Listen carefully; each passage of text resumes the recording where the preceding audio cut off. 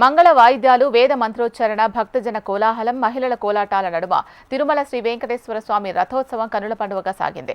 తిరుమలలో జరుగుతున్న వసంతోత్సవాల్లో రెండో రోజు స్వర్ణ రథోత్సవం జరిగింది. శ్రీదేవి భూదేవి సమేతుడైన మలయప్ప స్వామి స్వర్ణాలంకార శోభితుడై స్వర్ణ రథంపై లోక సంచారం చేశారు. తిరువీధుల్లో సాగిన రథోత్సవంలో మహిళల కోలాటాలు, భక్తుల భజనలు భక్తులను ఆకట్టుకున్నాయి.